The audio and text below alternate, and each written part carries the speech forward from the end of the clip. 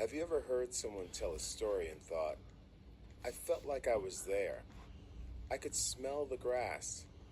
I could hear the crowd. I could feel the breeze. I could see what she was describing. If so, you know how to visualize a text. When you visualize, you bring to life in your mind the descriptions and language of a text. You see and feel the text in your imagination. And sometimes understanding a text demands that you visualize it, whether that text is fiction or nonfiction. In Mississippi Solo, Eddie Harris wants you to share a real experience he had canoeing on the Mississippi River and getting stuck in a big storm. And he shares that experience through vivid descriptions. But what if a text is just not turning into pictures for you?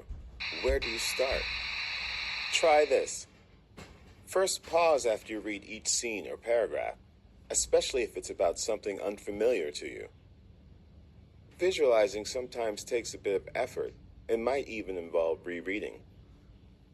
Next, look at how the writer describes things. Does he use similes or metaphors?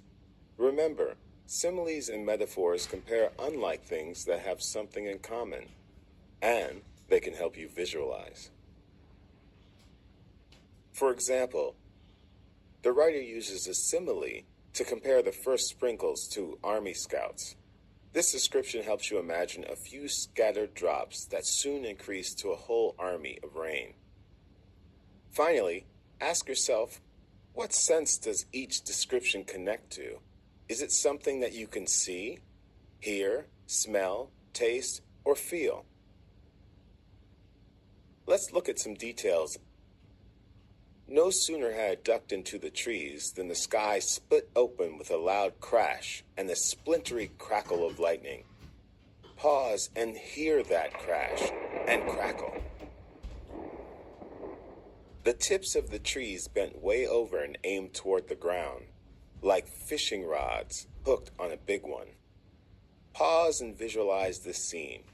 Harris is using a simile, like fishing rods hooked on a big one, to help you understand how these trees bent. So imagine fishing rods hooked on a big fish, and then picture the tips bending down.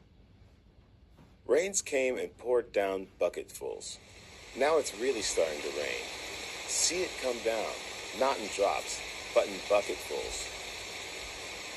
Here, Harris is using a metaphor comparing the rain to buckets full of water.